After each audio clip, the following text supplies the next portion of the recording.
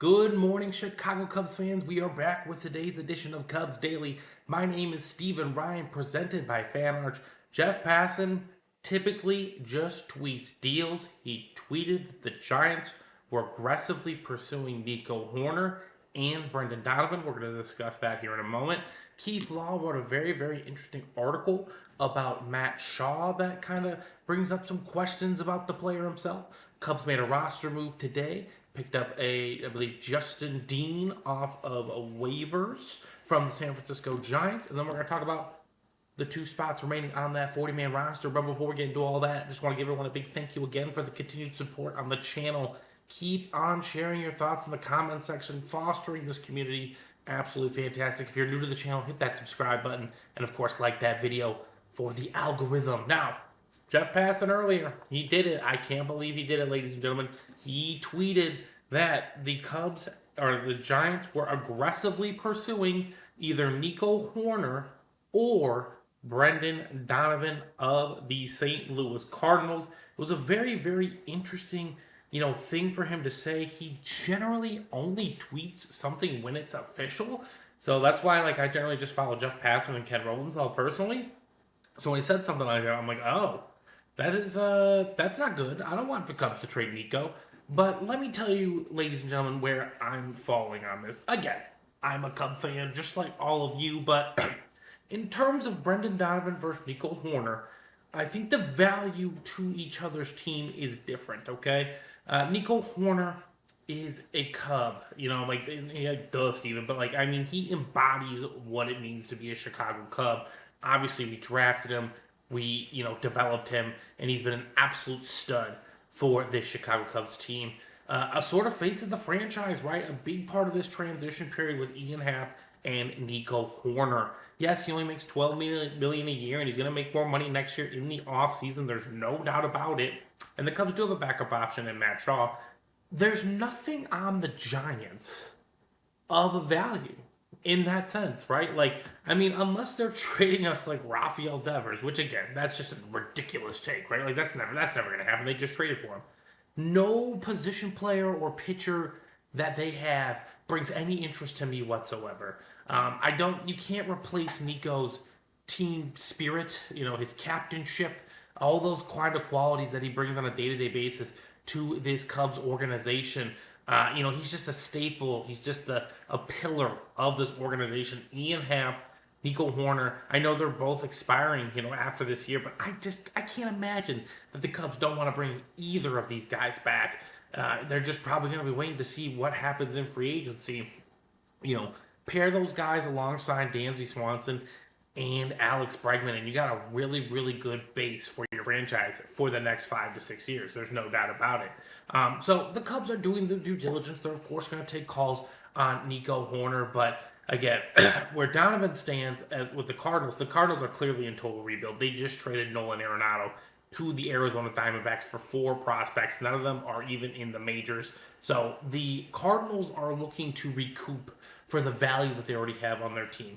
The only player that I really think they really want to keep is Mason Wynn. And, there's, of course, another name or two. But generally speaking, they're looking to see where they can get a lot of value from, right? Paul Goldschmidt left. They traded Wilson Contreras. They just traded Nolan Arenado. I would imagine that the Giants' value in their farm system suits the need for the Cardinals to trade Brendan Donovan now. Cubs do not need to trade Nico Horner. He is going to be staying right here. Either going to take calls, teams are going to make offers. We'll see how desperate these offers get. But if it's Donovan or Nico, I would have to imagine that the Giants are going to get Brendan Donovan before Nico Horner. Could I be wrong? Absolutely, but that's just how I feel it from where both the Cubs sit in the NL Central compared to what the Cardinals are attempting to do this offseason. So Keith Law wrote an article earlier yesterday, and it was about Matt Shaw. And, obviously once the Cubs did sign Alex Bregman, some new questions rise up, right? After every signing, that always does seem to happen. But, Keith Law dropped some very interesting takes. Now, obviously, we all know what happened last year at the end of last season.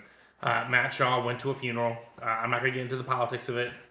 He made his choice, whether that rubs you the wrong way or not.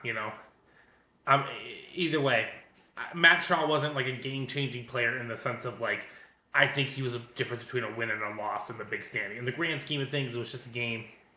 No, in my opinion, it is what it is. But there's things to be said about that, right? Like you left your team in the middle of a pennant race, et cetera, et cetera. But not even a pennant race necessarily, just a playoff berth chase, et cetera. So lots of questions on that front. But then, the hit piece by Keith Law comes out and says the Cubs now have one infielder too many, and they're going to end up trading someone. The most obvious candidate is Shaw, whose rookie season was a disappointment at the plate thanks to some frequent mechanical changes. That's just wrong. He made mechanical changes and he had a great August OPS. Obviously, he's a rookie, so he's going to go through some ups and downs. So Keith, bad start, brother. And according to people I've spoken to, resistance to help from the Cubs staff. I don't know what he means by that because, like we said, he made mechanical adjustments. So it seems like he's willing to listen to get better. He also made his priorities clear when he left the team during the pennant race to attend a political rally, which was a funeral. Missing a game that the Cubs lost 1-0. So, I mean, again, the Cubs did lose a game. It's unfortunate, but where we were in the standings, nothing would have changed. Nothing would have changed. Could it have changed other outcomes? Sure, but 162 games, you are what you are as a club. One game doesn't do anything for me. Shaw hit everywhere in the minors and matched during his brief demotion to AAA Iowa in 2025 as well, but his approach in the majors was a 180-degree shift, undisciplined and often defensive. I don't think that's who he is or will be as a hitter, but that combined with the makeup questions after his choice in September would make him the ideal person to trade. I don't think any of that is true. I mean, I heard someone say that there are rumblings that, the Cubs are displeased with him. They might be, but there's no way that got leaked to any level of information. Why would you want to do that? Why would you want to say that? Why would you want to lower his trade value, right? So clearly this is all just hogwash by Keith Law, who, is a name in the business. Like, there's no doubt about that. But Keith, my man, you are just wrong on that front.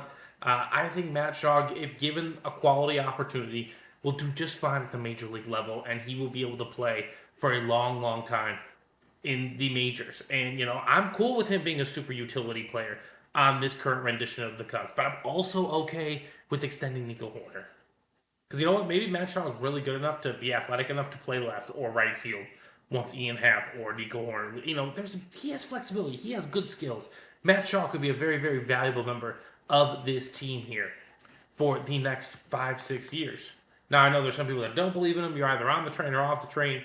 But either way, if the Cubs are going to be trading Matt Shaw or Nico Hoerner, it's going to be for the jugular. Okay, like I'm talking Tariq Skubal.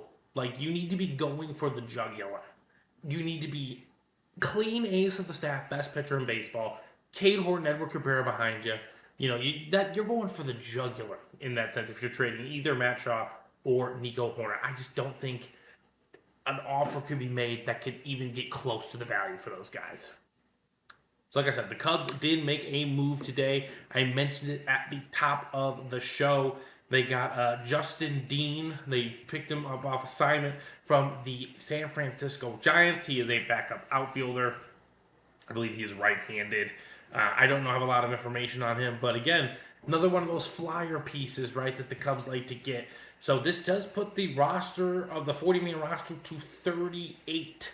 I know the Cubs are flirting with that, tax threshold. So if it's truly their goal not to go over the tax threshold, then they're just gonna want to sign guys like this guy.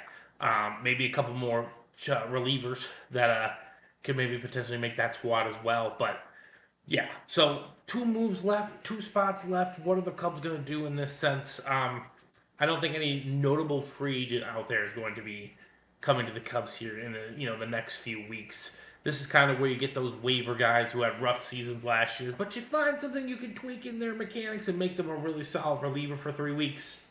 Like, that's kind of where the Cubs are at right now. Obviously, we've had a very solid offseason. I'll give the offseason a grade when the time does come. But again, it's only January 14th. I apologize, but that is the way it goes, ladies and gentlemen. So I would imagine maybe another pitcher and another position player, possibly try to find a, Willie Castro kind of player There was a speculation that they might bring Willie Castro back on a minor league deal, but Willie Castro is projected to make 10 million. Again, the projections are just out of control and they're never really accurate. But I imagine Willie Castro will not be back with the Cubs in 2026. But so yeah, that's pretty much what's going to happen today, ladies and gentlemen, for Cubs Daily. Again, I think a bulk of the Cubs moves are done for the winter. So over the next few weeks, we're going to get into some projections. We're going to just start looking into things, maybe taking a peek at that schedule. And yeah, it's going to be an absolute blast. So I hope you all have an absolutely fantastic rest of your day. And again, ladies and gentlemen, if you're new to the channel, hit that subscribe button. Let's get it. I will talk to you all soon. Peace.